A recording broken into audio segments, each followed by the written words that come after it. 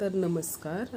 मी सारिका आणि मला यूट्यूबवर व्हिडिओ बनवायला आवडतात आणि हा माझा छोटासा चॅनल आहे, ज्याच्यात मी ट्रॅव्हलचे व्हिडिओ किंवा घरातल्या रेसिपींचे व्हिडिओ असे टाकत असते आणि थोडासा प्रयत्न करते स्वतःला बूस्ट करण्याचा किंवा स्वतःला एक काहीतरी कामात एंगेज करण्याचा.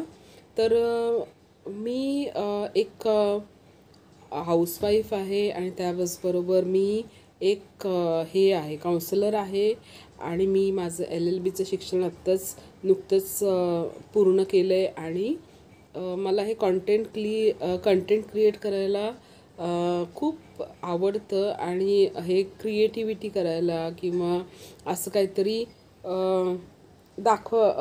सांगायला कोणत्या जागेबद्दलची माहिती, ह्या गोष्टी मला आवडतात. तर ही झाली माझी ओळख.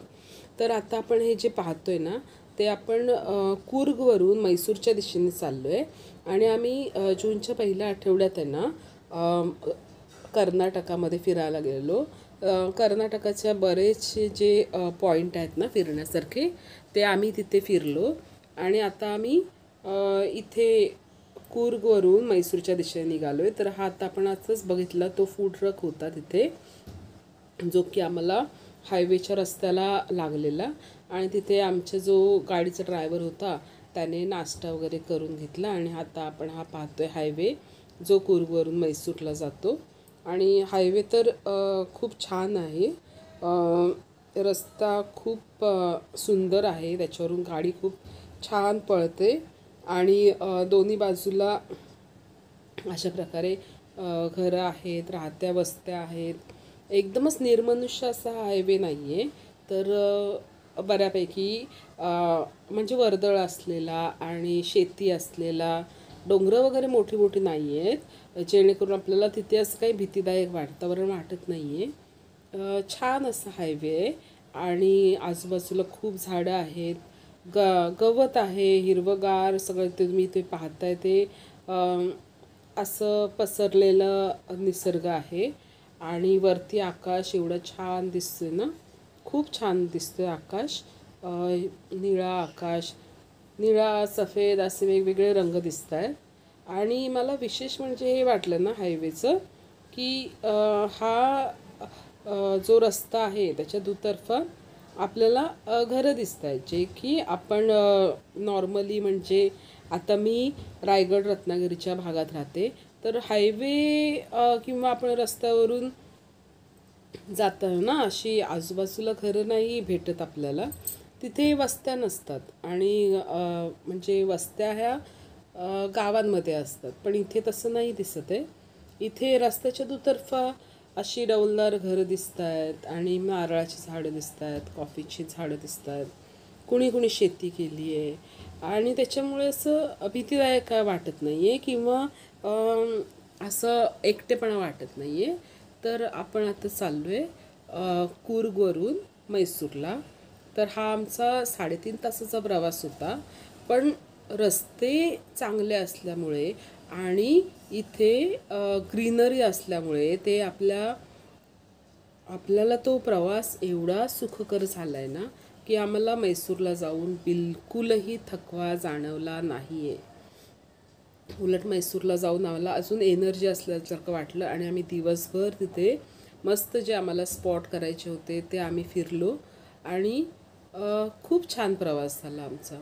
तर आम्ही कूर्गला 2 दिवस राहिलेलो आणि त्याच्यानंतर आम्ही 2 रात्र राहिलो आणि नंतर मग आम्ही सकाळी नाश्ता वगैरे करून नियर अबाउट 9:30च्या दरम्यान निघालो आणि ते आम्ही मैसूरला किती 11-11:30 वाजेपर्यंत आम्ही पोहोचलो. तर गाड्यांची एवढी काही जास्त वर्दळ नव्हती रस्त्याला, गाड्या कमी होत्या आणि रस्ता पण एकदम छान होता. अशी दुतर्फा झाडं आणि घरं बघत बघत आम्ही हा प्रवास केला आणि खूप छान अनुभव आला आम्हाला. बरं, त्यात महत्त्वाचं काय तर त्या प्रवासात अजिबात आपल्याला थकवा नाही जाणवला. जूनचा महिना होता, पण पाऊस नव्हता. कूर्गला आम्हाला मिळाला पाऊस, कारण ते थोडं हिल स्टेशन आहे ना, त्याच्यामुळे ते मिळालं पाऊस. बाकी आपण म्हैसूरला जेव्हा जातो ना तेव्हा ते असं पठारासारखं आहे. त्याच्यामुळे तिथे काय एवढं पाऊस नाही मिळाला. हां, पण नंतर आम्ही जेव्हा फिरलो ना म्हैसूरमध्ये, आता आम्ही जो प्रवास करून गेलो आणि त्याच्यानंतर जे आम्ही दिवसभर फिरलो ना तेव्हा आम्हाला पाऊस भेटला म्हैसूरला. पण कूर्ग एवढा नव्हता. कूर्गला आम्हाला जो पाऊस लागला ना तो खूप जरा असा म्हणजे आपल्यापेक्षा वेगळाच होता. म्हणजे आपल्या मुंबईकडे एवढा नसतो जोरात तेवढा, त्याच्यापेक्षा वेगळा होता. पण गंमत सांगायची म्हणजे ह्या रस्त्याने जाताना आम्हाला एवढं छान वाटत होतं ना, आणि ते आकाश बघून आणि ते हिरवळ बघून ना खूप छान वाटत होतं. एकदम प्रसन्न वाटत होतं आणि मस्त असा अनुभव होता. खरोखर किती छान हे रस्ते बनवलेले आहेत आणि मेंटेन पण ठेवलेले आहेत त्याप्रमाणे. तर महत्त्वाचं म्हणजे आम्ही कूर्गला कॉफीची झाडं पाहिली. जी आम्ही केरळला गेलो होतो तेव्हा केरळला आम्ही बऱ्यापैकी चहाची झाडं पाहिलेली आणि सगळे तिथे चहाचीच झाडं होती.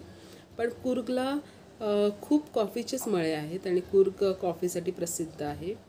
तर अशा प्रकारे आमचा कूर्गचा प्रवास होता. आता आम्ही म्हैसूरला जातो आहे. आता आम्ही म्हैसूरला जाऊन बघतो म्हैसूरचे.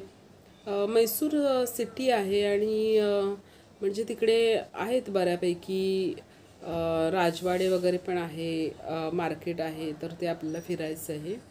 आणि हा प्रवास करताना म्हणजे एक जाणवलं ना की 3.5-4 तासाचा प्रवास असला तरी आपल्याला थकवा नव्हता आहे. ते का माहिती आहे, कारण इकडचं वातावरण एवढं आल्हाददायक होतं ना आणि हवेमध्ये पण गारवा होता.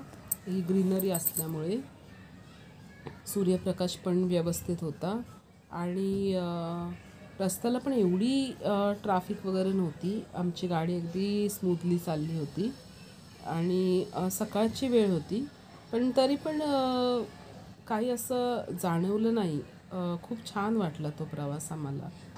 तर अशा प्रकारे आम्ही आता म्हैसूरला जातो आहे आणि आता म्हैसूर आम्ही बघू म्हणजे काय तिकडे आहे ते. तर हेच सांगायचं होतं.